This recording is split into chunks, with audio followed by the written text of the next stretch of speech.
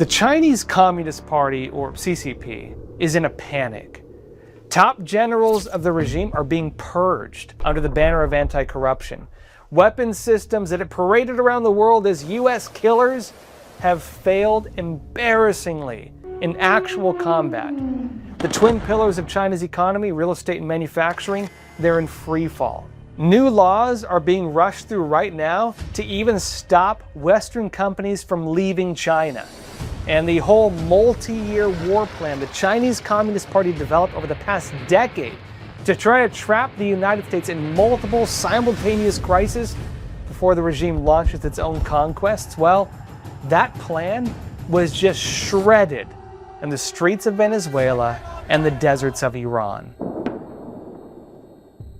Now, the strategy goes back to 2016 and to a professor at Renmin University. His name is Jin Canrong. He is one of the top strategists of CCP leader Xi Jinping.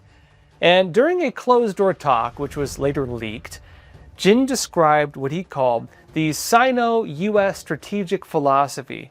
And he laid out a key goal for the Chinese Communist Party, that the United States should never be able to focus solely on China. Now, on the defense side, the argument was that the US military is designed to fight and win 2 wars.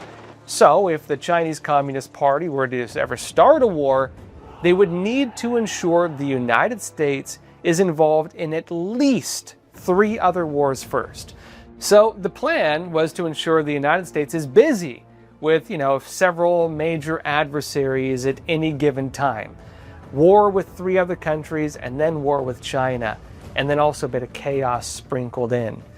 Now, this included a conflict with Russia, as well as a plan to start a conflict in Latin America. At the time, the plan was to actually have Brazil start a conflict that was under their leader Lula.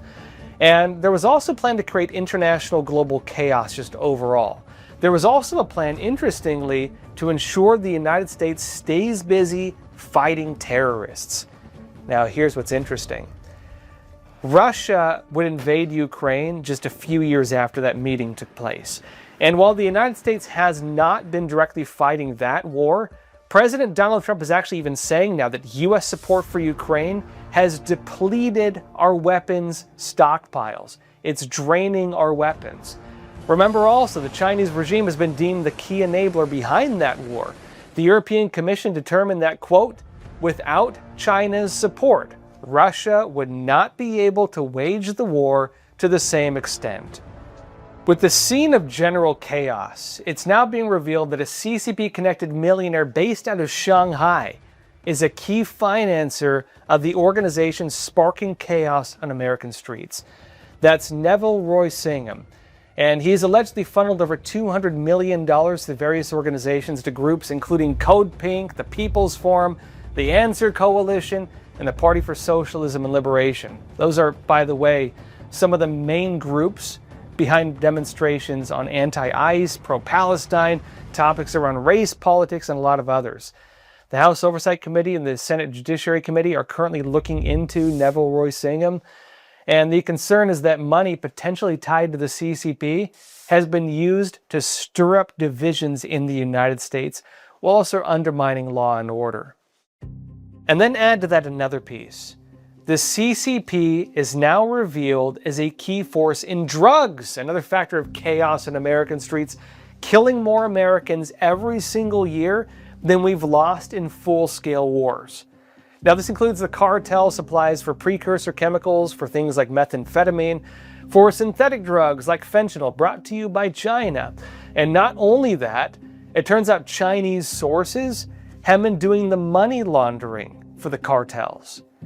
And then there's also the bigger wars. Venezuela, the planned war that did not happen. We actually almost had a war in South America. Now, right before Venezuela's former leader, Nicolas Maduro, was captured, taken to New York City to stand trial, he was actually preparing to invade Guyana, which is just to the east of them. The Venezuelan Navy was in place. Venezuelan troops were brought to the country's border. Lula in Brazil was getting ready to support the invasion. Now, look, there's a bit of history to this. Several years back, long story short, one of the world's largest oil reserves was found in waters just offshore Guyana. Maduro wanted that oil. So he claimed Venezuela had historical ownership over all that oil. It's a common phrase, by the way. You know, Russia uses that to claim Crimea. The Chinese Communist Party uses that to claim Taiwan in the South China Sea. Basically, international courts, they rejected Maduro's claims. No, you do not have historical ownership. So what he did instead, he went and passed a law in his own country saying they have the right to do it. Well, international law says I can't do it. Well, the courts that I control say I can, so I'm going to do it. Right when Venezuela was about to invade, right when the whole war seemed inevitable, that was when U.S. Special Operations Forces flew in and captured Maduro. A possible war in Latin America was actually avoided, alongside what would have been a humanitarian crisis. This would have led to waves of displaced people heading to the United States. That has now been avoided because of that. And finally, also we have the war on terror. Now, look, it's no secret, Iran is the world's top sponsor of terrorism. I'd say the CCP is also up there too, but the regime's Revolutionary Guard Corps plays a role of puppet master. They're a force behind terror attacks that includes in Iraq, in Syria, elsewhere. The regime has a program to pay families of people involved in suicide attacks against Israel.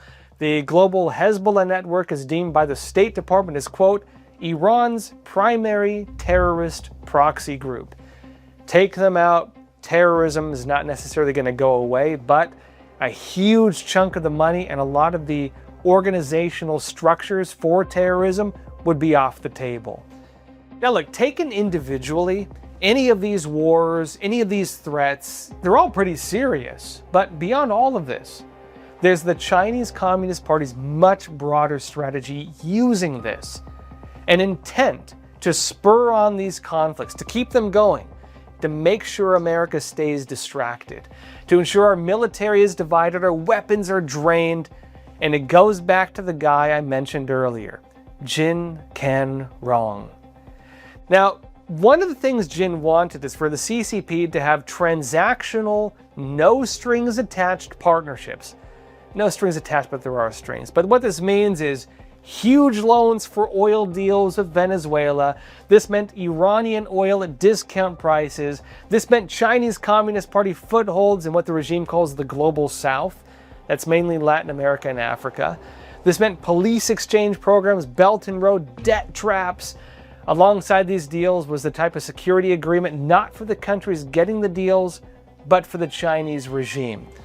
What Jin wanted was for America to be focused on all these other problems, all the other looming conflicts, all the other forces of tyranny and terror all around the world.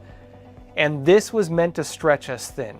This was meant to draw our attention away from what Jin and the leaders of the CCP really wanted, which is their agenda to seize Taiwan. Now, all the pieces were actually in place. The US military has been draining its ammunition to help support Ukraine and Israel in their conflicts. Russia's influence is not just in direct war, it's also in oil power, to the extent that it can even exert influence through energy dominance over most of Europe. Venezuela, also in oil power. But more importantly, Venezuela worked as a proxy under its former leader to push the United States out of Latin America, the regional rejection of the Monroe Doctrine. That is only now, interestingly, being challenged. And Iran, well, they also play a key role in the Hormuz checkpoint. Cut that off, as we're now seeing, and a large part of the world's economy gets cut off with it. But here's the thing. That whole grand strategy of the CCP, it just got blown out of the water like a Venezuelan 4-engine fishing boat. What Jin and Xi did not anticipate was for the United States to make a sudden and aggressive comeback. Now, in Venezuela, the first thing to fail, well, those are the Chinese air defense systems, which the CCP provided them with. Not only did those fail to stop US warplanes, they failed to stop the helicopters carrying US Special Operations Forces, who then captured the country's leader. Experimental weapons were deployed, drone swarms from the United States, microwave weapons that induced nosebleeds and vomiting. The power of the United States, never really seen like this before on the modern battlefield. Heavy, precise firepower that even took out the specialized Cuban guards around Maduro and then carried him off to face trial in the United States. The Chinese weapons and defense systems did not work, including the JY-27A anti-stealth meter wave radars that CCP leaders claim could stop even cutting-edge American fighter jets. They didn't work. The CCP-supplied surface-to-air missile batteries did not work after being hit with American electronic warfare attacks, and after Trump put an ultimatum on Venezuela. If they want their oil industry back, which is the bulk of the country's economy, well, they now need to push out Russia, Iran, and China. And around the same time, Trump put in place another plan to restore the Monroe Doctrine, which he now calls the Donroe Doctrine. In other words, American dominance in the Americas is back. This means no CCP in North America, Central America, or South America. They are pushing the influence out. And we witnessed something similar with Iran. The regime's leaders were killed in targeted US and Israeli strikes. Again, leadership decapitation. This included taking out Iran's former supreme leader. It included the regime's former head of national defense, the former commander of the Revolutionary Guard, the defense minister, key generals, key figures. Others were appointed. Many of them were also then killed in additional strikes. As things now stand, it's not even fully known who's in charge. Iran's last attempt to gain leverage, well, they're just trying to block the Strait of Hormuz, also now mostly off the table. And while that did cut off the choke point globally for a bit, Trump's reciprocal blockade cut off supplies that represented close to 40% of China's oil, not to mention other goods, and forced them to the negotiating table. And just like with Venezuela, the CCP's air defense systems in Iran, they failed. That included the JY-27 radars, but even the CCP's air defense missiles and coveted anti-ship missiles, which they were saying were going to destroy America, they were shown to be effectively useless. They were taken out by American stealth attacks, electronic warfare, precision strikes, all the advanced systems that were touted by the CCP as tools to fight against the United States. Their anti-ship missiles that they promised could decimate American ships and be impossible to stop.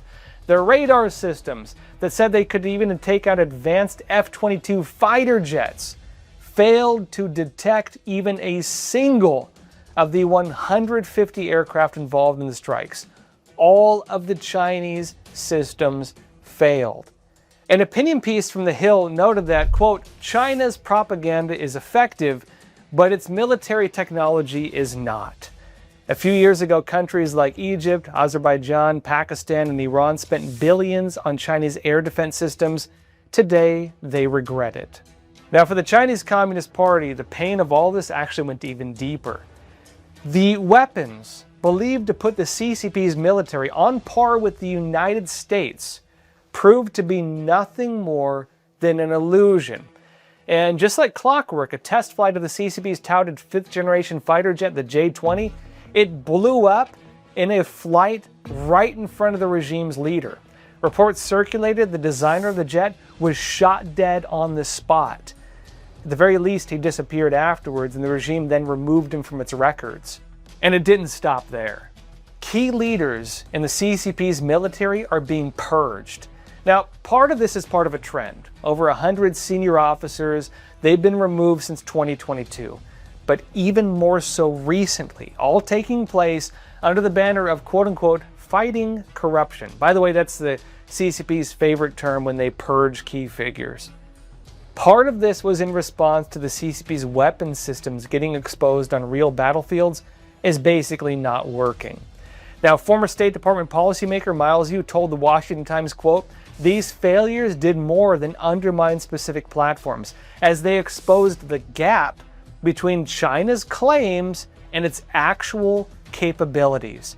And he noted that since January, key figures tied to major defense programs in China, they've been purged, including notably key figures linked to the CCP's aircraft carriers, fighter jets, radar systems, air defense missiles, and other weapons platforms. The CCP is purging the people who were involved in making these because the things they said were so advanced, it turns out were not.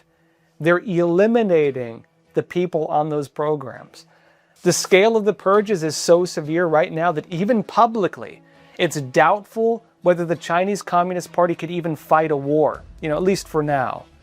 And that also carries much deeper implications because, look, what happened was not just a failure of military technology. It wasn't just about fraud and graft or about corruption and economic slowdown. It wasn't even really about a decade-long plan to divide and defeat the United States, blowing up overnight, Jin Canrong's whole plan getting destroyed. It was actually something even deeper. What this did, it showed a key military theory in the works for a very long time, just failed to materialize. Anyone who's read a defense paper on China and the possible looming wars has probably heard these buzzwords.